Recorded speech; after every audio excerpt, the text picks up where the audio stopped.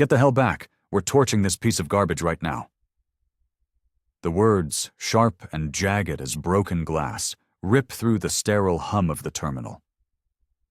TSA officer Frank Miller's voice is a weapon, and he aims it directly at Dr. Anya Sharma.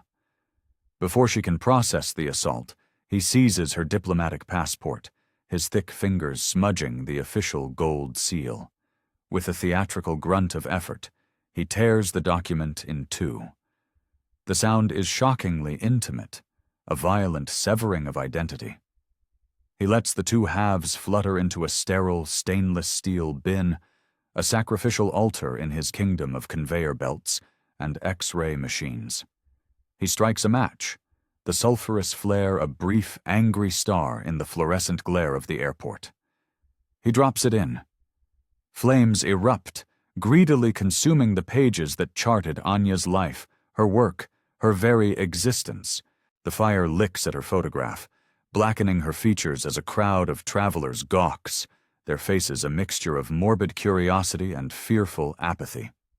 Arms out, legs spread, now. Miller barks the commands with the relish of a drill sergeant breaking a new recruit. He treats her not as a person, but as a problem to be solved with brute force. His hands, invasive and cold, begin the pat-down. They are not the professional, detached hands of a security officer. They are instruments of humiliation. They linger too long, probe too deep, a deliberate violation of her personal space intended to unmake her, to reduce her from a world-renowned neurosurgeon to a quivering suspect. His fellow officers, a gallery of smirking sycophants, watch the performance with tacit approval. "A fake's a fake," Miller mutters, his breath hot and sour near her ear. "Doesn't matter if your suit costs more than my car." But under the public degradation, a different kind of machine is whirring to life. Anya's mind, trained for the meticulous precision of brain surgery, becomes a forensic recorder. She catalogs everything. Miller, Frank, badge number 734. His partner, a younger, nervous man she notes as Bryant, badge 92. The exact time on the terminal clock. The faces in the crowd, the witnesses who see and do nothing. Her expression remains a mask of placid neutrality, an unbreachable fortress carved from years of enduring such slights. "You people always think your fancy degrees are some kind of get-out-of-jail-free card," Miller sneers, the "you people" hanging in the air, thick and toxic. The last corner of her passport curls into a black ash, the security cameras silently drinking in the entire scene. "Before we go any further, I have to ask you, have you ever seen something like this happen? A moment of blatant injustice where everyone just stands by. What did you do? What do you wish you had done? Let me know in the comments below, and while you're there, do me a favor and hit that subscribe button and ring the bell. At Beat Stories, we don't just tell stories. We confront the uncomfortable truths you won't see anywhere else. You won't want to miss what happens next. Anya's phone, sitting in the gray plastic bin with her other belongings, buzzes. A text message glows on the screen. "Landed? You're briefing the Surgeon General in 2 hours." The irony is a bitter pill. Here she stands, Dr. Anya Sharma, on the verge of being put in federal custody at Chicago O'Hare International Airport, while the upper echelons of the U.S. government await her expertise. She had just returned from a grueling 18-hour journey from a makeshift field hospital in Yemen. Her tailored charcoal suit, a silent armor for the professional world, is creased from sleeping in transit. An exhaustion so profound it feels bone-deep pulls at her, yet her posture is ramrod straight. It's a survival mechanism learned over a lifetime of being the only woman, the only person of color, in rooms filled with power and privilege. 3 weeks of performing life-saving neurological surgeries on civilians caught in a brutal conflict has left her spiritually drained. On her tablet are the notes for her White House briefing. a revolutionary new protocol for treating traumatic brain injuries in austere environments. Her work, her passion, has saved hundreds of lives, a fact entirely lost on the man currently treating her like a terrorist. From his perch at the checkpoint, Officer Miller had spotted her the moment she joined the line. He nudged his partner, Bryant. "Get a load of this one," he'd mumbled, a slight sneer twisting his lips. "Princess Grace coming through customs." He had a sixth sense for it, he believed, an instinct. $20 says her paperwork's a mess. Miller's instinct had a clear and undeniable pattern. Just last week, a supervisor had given him a gentle warning about his selection bias, a conversation that concluded not with a formal reprimand, but with a shared laugh and a clap on the back. As Anya approaches, Miller's bored slouch transforms into a rigid posture of authority. "Ma'am, step over here for a random secondary screening," he announces, his voice booming unnecessarily. He waves 3 white passengers through with barely a glance at their IDs, the word random a blatant lie. "And you'll need to remove that," he says, pointing a dismissive finger at the simple, elegant scarf covering her hair, a gesture of respect she'd adopted while working in the Middle East. There is no security rule that requires its removal. She knows it. He knows it. But it is a test of compliance, the first move in a game of power she's been forced to play countless times. With practiced poise, she unwinds the scarf, her movements fluid and dignified despite the rising tide of anger in her chest. She is intensely aware of the eyes on her, the silent judgment of the crowd. This isn't new. It's a different airport, a different officer, but the same moment of baseless suspicion. As she places her belongings in the bin, her mind is already rehearsing the opening lines of her briefing with the Surgeon General. It's another coping mechanism. Retreat into the world where she has control, where her intellect is valued, not viewed as a threat. Miller whispers to Bryant, just loud enough for Anya to hear. "Thinks her diplomatic papers make her special. Watch me." He picks up her passport with his thumb and forefinger, as if it were contaminated. He squints, his eyes flicking between her face and the photo with an exaggerated theatrical suspicion. "What was the purpose of your trip to Yemen?" he demands, his tone accusatory, ignoring the clear diplomatic stamps that document her medical mission. "I was leading a surgical team at a humanitarian clinic in Aden," Anya replies, her voice a carefully controlled monotone. "I am the chief of neurosurgery at Mount Sinai." Miller lets out a short, derisive snort. "This picture doesn't even look like you." He taps the photo, where her hair is styled differently. "That's a common trick." "My passport is valid. My hairstyle has changed. It's not uncommon, officer." With a loud snap, Bryant pulls on a pair of blue latex gloves and begins to ransack her carry-on. He upends her meticulously organized medical files, complex surgical diagrams and patient notes scattering across the grimy inspection table. When Anya instinctively reaches out to stop a crucial paper from falling to the floor, Miller barks, "Don't move! Do not touch a damn thing!" His hand drifts toward his belt, a clear, unspoken threat. A young woman in line behind them, a college student with a backpack covered in travel patches, watches with wide, horrified eyes. She looks around, searching for an ally, for anyone else who sees the wrongness of the situation. Finding no one, her gaze drops to her phone, her courage failing her. "I would like to speak to your supervisor, please," Anya says. Her voice is the calm eye of the storm raging inside her. "Supervisor's busy," Miller retorts instantly, "and questioning my authority isn't a good look for you right now, Dr. Sharma." He butchers the pronunciation of her name, another small, deliberate cut. "It's Sharma," she corrects him calmly, "and I am not questioning your authority. I am requesting the proper procedure." This is the procedure when we've got suspicious documents, Miller says, his voice rising, feeding off the confrontation. We decide what's proper here, not you.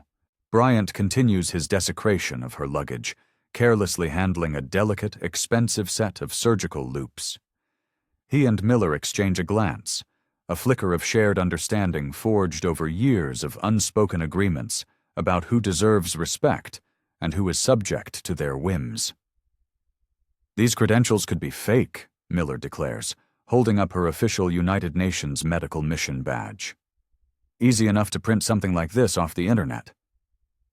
A security camera high on the wall silently swivels to center the confrontation in its frame. Miller's radio crackles with a dispatch, but he ignores it. Your passport shows an inconsistent travel history, Miller announces, inventing a new infraction on the spot. That's a major red flag for us. Take off your shoes. He points to a spot on the floor, directly under the harshest of the overhead lights. Anya sees other travelers in the next lane walking through with their shoes on. She slips off her heels, her eyes locked on Miller's. She is no longer just a doctor. She is a student of law again, remembering her training at Yale. Document everything. Observe. Do not escalate. Use their overconfidence against them later. We're gonna need a full search, Miller says, his voice loud enough to carry, to draw more spectators. He signals to Bryant, who approaches her with a fresh pair of gloves. Instead of taking her to a private screening room, which is standard protocol, Miller positions her in the middle of the concourse, turning her humiliation into a public spectacle. Travelers slow down, their morbid curiosity winning out over their hurry. They stare openly as this poised professional woman is systematically dismantled. Bryant empties her entire suitcase. Her medical equipment, her research notes, her personal effects are strewn across the steel table. Her neatly folded clothes become a public exhibition of her private life. A Rimowa suitcase. Louboutin shoes, Miller narrates, lifting each item with the tip of a pen as if it were evidence in a crime. Expensive tastes. Where does a humanitarian doctor get the money for all this? The insinuation hangs in the air, thick and poisonous. He holds up her official White House visitor's pass between two fingers. And what's this? A pass to the fantasy land? That is an authorized security credential for a scheduled federal briefing, Anya states, her voice unwavering despite the fire in her veins. Right, and I'm the King of England, Miller smirks. Nearby, a janitorial cart squeaks to a halt.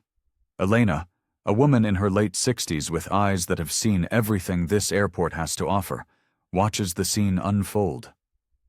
Her gaze meets Anya's, and in that fleeting moment, a spark of solidarity, of shared experience across generations of indignity, passes between them. With slow, practiced movements, Elena reaches for her phone, angling it just so, capturing the scene without drawing attention. But Miller's paranoia is a finely tuned instrument. He catches the movement. His head whips around. Hey, no recording in a secure area. He strides toward Elena, his hand outstretched.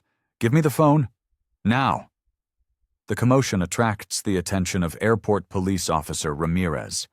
He approaches, his expression professionally neutral, but his eyes are sharp, taking in every detail. The scattered high-end belongings, the composed woman, the belligerent TSA officer, the frightened janitor. This woman is interfering with a federal security screening, Miller says preemptively, trying to frame the narrative. She's non-compliant, and we have reason to believe her documents are fraudulent. Officer Ramirez looks at Anya, then at the mess on the table. His eyes narrow almost imperceptibly. He doesn't challenge Miller directly, but he doesn't leave. He positions himself a few feet away, a silent, calculating observer. Anya's phone rings again, the screen flashing AG office. Miller snatches it from the bin before she can react. At that moment, Anya's mind bifurcates. The outer Anya maintains her statuesque composure, her breathing slow and measured. The inner Anya is a flurry of activity, recording data with cold, hard precision. Officer Miller, Frank, badge Sergeant 734. Time, 14:22. Violations, unlawful search, destruction of a federal document, profiling, public humiliation, denial of counsel. This moment is filed away in a mental evidence locker, placed alongside a lifetime of similar experiences. The guidance counselor who told her medicine wasn't for girls like her, the patient who demanded a real American doctor, the colleague who assumed her promotion was due to affirmative action. She makes a silent, ironclad vow. This will be the last time. A man like Miller will never operate with impunity in her presence again. Miller answers her phone, holding it up like a spoil of war. TSA security checkpoint, he barks into it. His expression shifts as he listens to the voice on the other end. A voice that is deep, calm, and radiates an authority that needs no volume to assert itself. Dr. Sharma is currently being detained for security violations, Miller responds, a defensive tremor entering his voice. We have protocols we must follow. The voice on the other end cuts him off mid-sentence. The muscles in Miller's neck tighten. She'll be available when our investigation is complete, he snaps, before abruptly ending the call. He glares at Anya, then darts a nervous glance at Officer Ramirez. He leans in close to Anya, his voice a low, menacing hiss. Your fancy friends in D.C. can't help you here. This is my house. While Miller stomps off to argue with a supervisor over his radio, Officer Ramirez steps closer to Anya. Ma'am, are you in need of medical assistance? He asks, the formal question a clever pretext to create a moment of private communication. Anya meets his gaze. No, thank you, officer, but please call this number. She recites a 10-digit number from memory, her voice a near whisper. Tell them exactly what you have witnessed, every detail. Ramirez's face remains impassive, but he gives a single, almost invisible nod before moving away. Finding a quiet alcove near the airport administration offices, Officer Ramirez makes the call. It's answered on the first ring. This is Attorney General Thorne, a voice says, the same one that had shaken Miller moments before. Sir, my name is Officer Miguel Ramirez with the O'Hare Airport Police, he says, his eyes scanning his surroundings. I'm calling about your wife, Dr. Sharma. The Attorney General's voice drops a degree, becoming as cold and sharp as surgical steel. Officer Ramirez, give me every name, every badge number, and every single thing you've seen. Start from the very beginning. As Ramirez gives his concise, factual report, a storm is gathering in Washington, D.C. The Attorney General ends the call and turns to his Chief of Staff. Clear my schedule for the rest of the day. Get me the Director of Homeland Security for the Midwest region on a secure line. Now. Back at the checkpoint, Miller feels the ground shifting beneath him, but he can't understand why. This woman's unnatural calm is unnerving. Most people screamed, cried, or begged. They gave him the justification he needed to escalate. Dr. Sharma's quiet dignity feels like a silent mockery of his power. Your passport shows clear evidence of tampering, he declares, pulling another violation out of thin air. He gestures to Bryant. Take her to holding room 1. The room is a glass box, a human aquarium designed to make an example of detainees. Standard procedure for high-risk travelers, Miller announces to the assembled crowd of passengers, who are now filming openly on their phones. Bryant, sensing the situation is spiraling out of his control, hesitates. He's seen Miller go on these power trips before, but this feels different, dangerous. Still, the instinct for self-preservation is stronger than his conscience. He complies. Miller grabs a clipboard and begins filling out a form for passport destruction. When fraudulent documents are confirmed, he pontificates for the crowd, they must be neutralized immediately to protect national security. The airport's shift supervisor, a haggard man named Martinez, finally bustles over, his walkie-talkie spewing concerned reports from other staff about the growing disturbance at Checkpoint 4. "What the hell is going on here, Frank?" Martinez demands, his tired eyes taking in the chaotic scene. Miller launches into his well-rehearsed script. "Subject presented a fraudulent passport, sir. Exhibited evasive behaviors when questioned. Attempted to use falsified credentials to intimidate my officers. She's a potential flight risk." Martinez looks from Miller's smug face to Anya's serene one. He glances at his watch. 5 hours left on a double shift. A major security breach in Terminal B. He chooses the path of least resistance. "Fine. Follow the protocol, Miller. Just keep it quiet." As Martinez beats a hasty retreat, Elena, the janitor, slips into a staff break room. She attaches the video she'd taken to 2 emails, one to a contact at the Chicago Tribune and one to a public tip line at the Department of Justice, with the subject line, "Urgent, Civil Rights Violation in Progress, O'Hare Airport." "May I have a glass of water?" Anya asks from inside the glass box. "And I need to use the restroom." "Privileges are suspended during an active investigation," Miller replies, a cruel smile playing on his lips. "Once we've processed you, we can consider your comfort." Her composure continues to enrage him. It's an itch he can't scratch. At that moment, the supervisor Martinez's phone rings. It's the airport director herself. "Martinez, about the woman you have in holding room 1. But it's too late. Miller has already begun the ritual. He retrieves the metal bin with the torn passport. This time he doesn't just drop a match. He wants a show. He pours the dregs of his cold coffee over the torn pages, watching the dark liquid soak into the paper. "When we find fakes," he announces grandly, "we destroy them. It's federal law." He produces a silver Zippo lighter with a flourish, the click echoing in the tense silence. He sparks it and holds the flame to the coffee-soaked paper. A foul, acrid smoke billows up, the smell of burnt paper and stale coffee filling the air.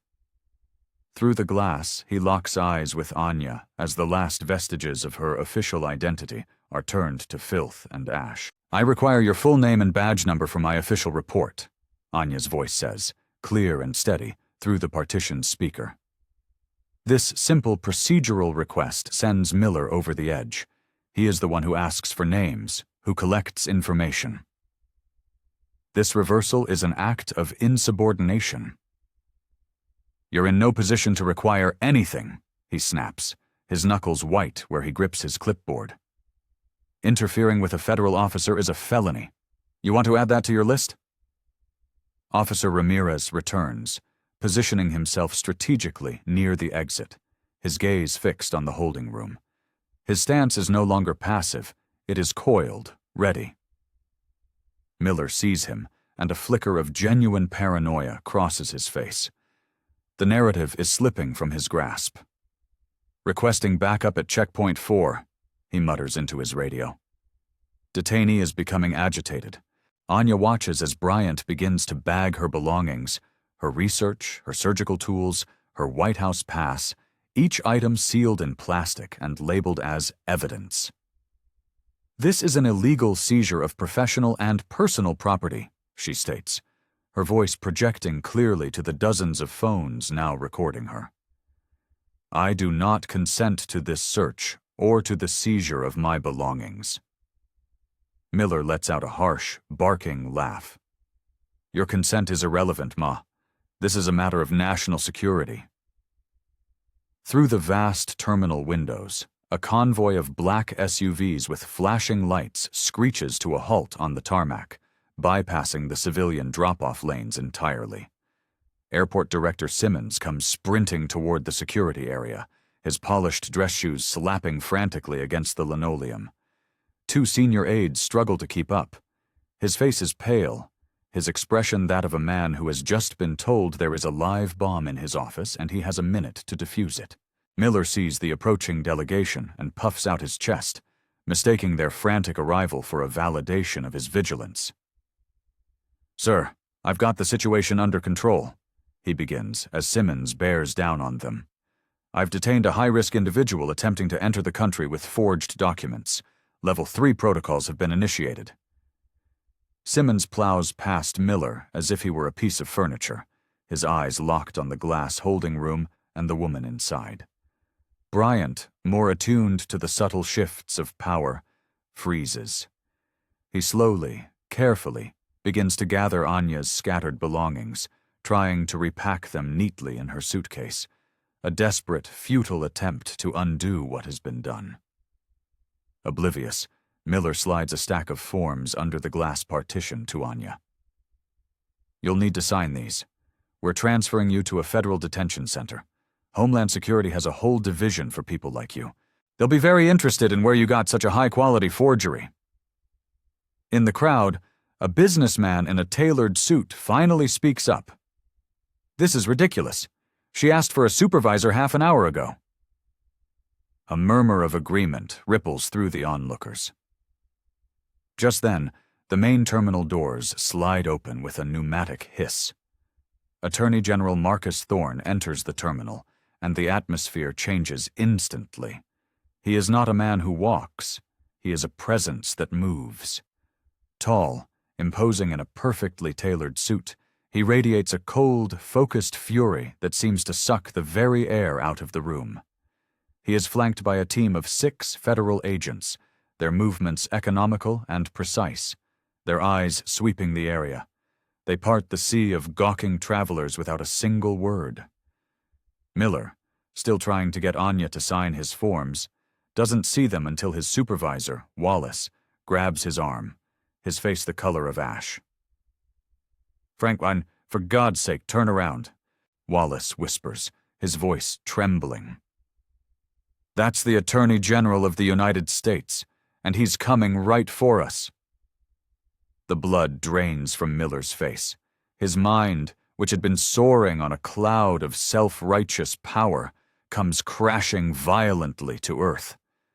He looks from Wallace's terrified face to the approaching phalanx of federal agents, and finally, to the woman in the glass box. His Adam's apple bobs convulsively. Bryant takes 3 quick steps back, away from the holding room, raising his hand slightly as if to say, "I'm not with him." Marcus Thorne doesn't break stride. He doesn't need to show a badge. His face is his credential. He walks directly to the glass room where Anya stands. Their eyes meet, a universe of communication passing between them in a single, silent second.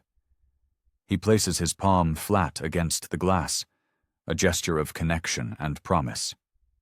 Then he turns, and the full, unadulterated force of his position is unleashed upon the TSA officers. "Identify yourselves. Now," he commands. His voice isn't loud, but it cuts through the terminal's din like a laser. Every officer involved in this provides their identification immediately. "I am Attorney General Marcus Thorne.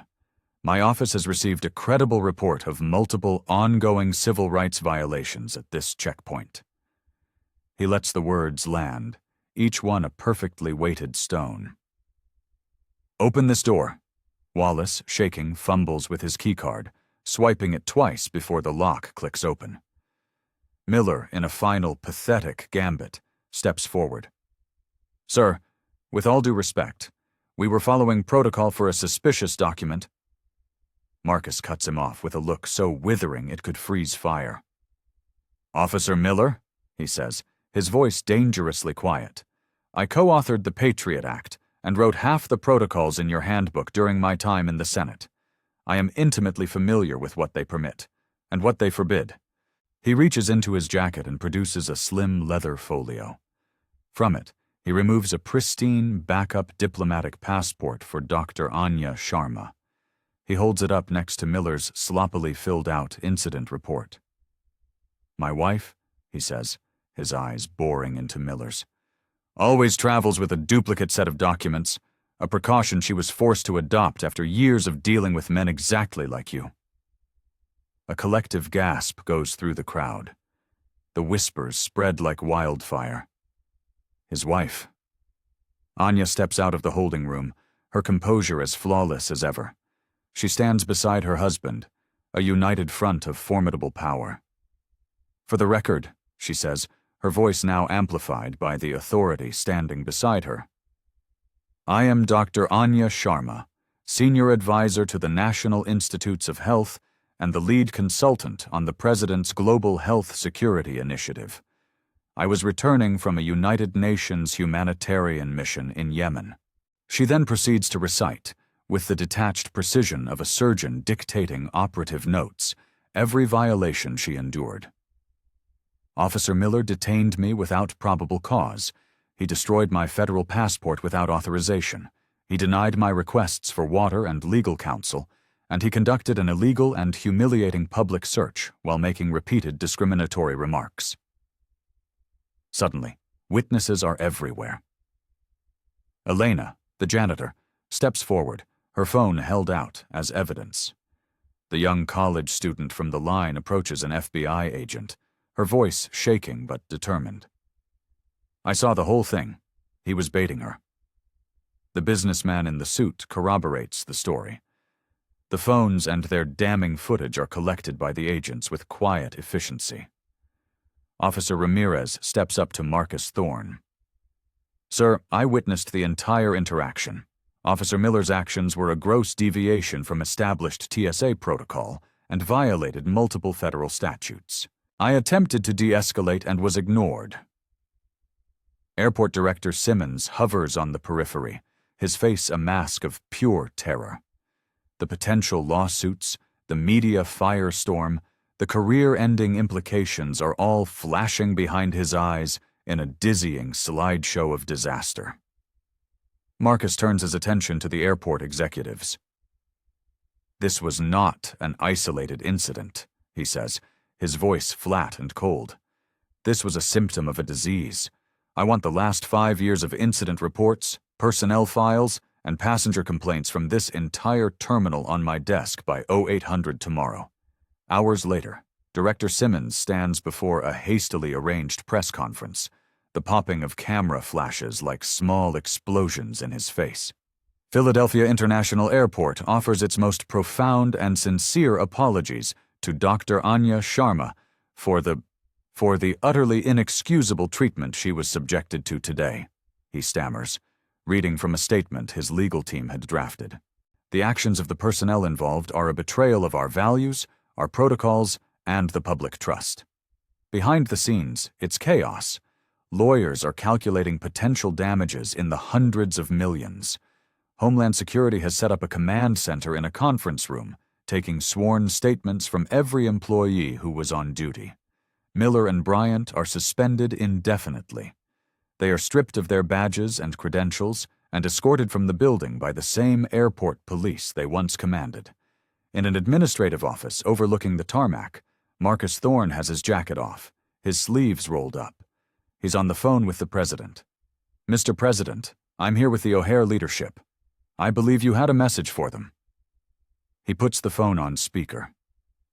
The unmistakable voice of the President of the United States fills the room, cold and furious. The board members, who had been slumping in their chairs, snap to attention as if struck by lightning. The story goes viral. Justice for Dr. Sharma trends worldwide. The videos, Miller sneering, the passport burning, Anya's unshakable dignity, play on a continuous loop on every news network.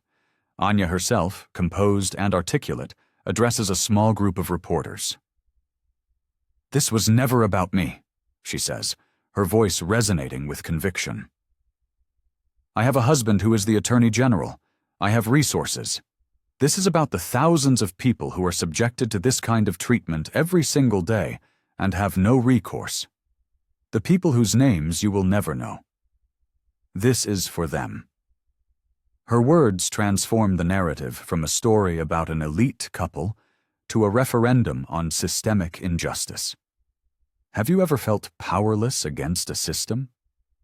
Trapped by a bureaucracy that doesn't see you as a person? Think about that as we move into the fallout of this story. Because what happened at O'Hare didn't end at O'Hare. It started a revolution. Stick with us, and remember to subscribe to Beat Stories for more narratives that challenge the status quo. The data pours in. Analysts at the Department of Justice work around the clock, combing through the 5 years of records Marcus Thorne demanded. The pattern is undeniable and sickening. Officer Frank Miller had singled out travelers of color for secondary screenings at a rate 1,200% higher than their white counterparts. Black and brown women, in particular, were his preferred targets. The data is a cold, mathematical confirmation of a lived, painful reality. Dozens of passenger complaints against him had been filed over the years. They were consistently dismissed, logged as unsubstantiated or subjective by supervisors, including Martinez, who prioritized efficiency and staff morale over passenger rights. Bryant, facing the end of his career and potential federal charges, cooperates fully. In a videotaped deposition, he lays bare the rot within the system. "We had unofficial guidelines," he confesses, his voice barely a whisper. Miller called it vetting with instincts. "We were trained to look for indicators. But they weren't security indicators. They were just profiles. Accents, religious headwear, expensive luggage on a person of color. We were taught how to word the reports to make it look random." Elena's testimony is a bombshell. The janitor, the woman who had been invisible to Miller, had been keeping her own records for 15 years. Meticulous, handwritten logs of incidents she had witnessed. Dates, times, officer names, a summary of the abuse. "No one ever listened to me," she tells the investigators, laying out her worn notebooks on the polished table. "So I made my own archive." Her secret files provide a roadmap for the investigation, identifying other problem officers and complicit supervisors across the airport. Officer Ramirez is given a commendation by Homeland Security. His official report, combined with his call to the Attorney General, becomes a key piece of evidence. He reveals that he had filed formal complaints about Miller's behavior twice before, both of which were buried by his superiors. The public outcry is deafening. Congress schedules emergency oversight hearings. The video of Miller burning the passport has become the defining image of government overreach, a symbol of systemic abuse of power. A massive class action lawsuit is filed, with Elena's notebooks and the newly unearthed security footage providing evidence for hundreds of other victims. The congressional hearing room is a circus of media and political theater. Miller sits beside a high-priced lawyer, his face pale and clammy. "Officer Miller," a congresswoman begins, her voice dripping with contempt. "Can you please direct this committee to the section of the TSA handbook that authorizes the ceremonial burning of a United States passport in a public trash can?" Miller clears his throat. "In certain exceptional circumstances, when a document is confirmed to be fraudulent, we are trained to neutralize it." "Neutralize it? By dousing it in coffee and setting it on fire with your personal lighter?" the congresswoman presses. "The handbook explicitly forbids the destruction of any travel document. It mandates confiscation and submission to the proper authorities. Is that not correct, Officer Miller?" His lawyer whispers frantically in his ear. "My on-the-job training may have differed from the written protocol," Miller mumbles. Bryant's testimony is devastating. He confirms the existence of the unofficial profiling, the coded language, the culture of impunity encouraged by supervisors. When it's Miller's turn to speak again, his composure finally shatters. "Dr. Sharma was exhibiting classic signs of a suspicious individual," he insists, his voice rising to a panicked shout. "She was uncooperative, Argumentative. Argumentative? A senator interjects, gesturing to a large screen where the video of Anya calmly requesting a supervisor plays on a loop. Is that what you call argumentative, officer? Or do you mean she was a woman of color who refused to be intimidated by you? Miller flinches as if struck. These people, he sputters, they come in here thinking the rules don't apply to them. These people? The senator repeats, letting the words hang in the air, a confession in 2 words. Collins realizes his mistake, but it's too late. The mask is off. Finally, Dr. Anya Sharma testifies. She does not speak of her anger or humiliation. She speaks as a neuroscientist. The trauma inflicted by this kind of systemic discrimination is not merely emotional, she explains, her voice calm and authoritative. It creates a chronic stress response that has measurable, long-term physiological consequences. It damages neural pathways. It shortens lifespans. It is not just an insult, it is a physical assault. She speaks not as a victim, but as an expert witness, and her testimony silences the room. The fallout is swift and brutal. Miller is fired and faces a raft of criminal charges. His supervisors are removed. The TSA launches a top-to-bottom review of its training and oversight procedures nationwide. 6 months later, the Secretary of Transportation unveils the Dignity in Travel Act, a sweeping set of reforms born directly from Anya's ordeal. Body cameras are now mandatory for all TSA officers. A new civilian oversight board is created with the power to investigate complaints independently. Anonymous reporting kiosks are installed in every airport. Elena, the janitor, is appointed as a paid civilian consultant to the new oversight board in Chicago.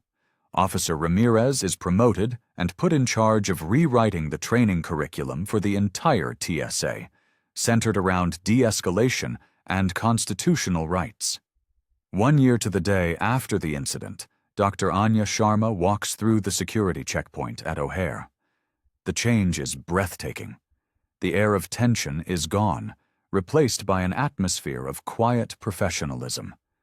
The officers are diverse, courteous. Digital signs display a passenger's bill of rights in 6 different languages. Body cameras are a visible part of every uniform. The officer who checks her ID smiles. Dr. Sharma, he says warmly, I read about your new TBI protocol in the news. Incredible work. He doesn't recognize her as the Attorney General's wife, but as a celebrated scientist. She sees Elena, now dressed in a professional suit, observing the checkpoint with a tablet in her hand. They share a smile of mutual respect and victory. Marcus joins her, carrying 2 coffees. He's not here as the Attorney General, but simply as her husband, accompanying her to a medical conference in Vienna. The system caught an officer in Denver last week, he tells her quietly. The new monitoring algorithms flagged his screening patterns. They removed him before an incident could happen. Prevention, Anya says with a deep sense of satisfaction, not just punishment. They walk toward their gate, hand in hand. Around them, the airport hums with the quiet efficiency of a system that has been forced to become better, more just. Anya knows that prejudice hasn't been magically erased from the human heart. But she also knows that when good people are vigilant, when they refuse to be silent witnesses, and when systems are designed to hold power accountable, change is not just possible. It is inevitable. The true measure of a society's security is not how it treats its most powerful, but how it protects the dignity of its most vulnerable. This story is a testament to the power of one voice, amplified by many, to challenge and change a broken system. But the fight for justice and dignity is never-ending. That's why we created Beat Stories.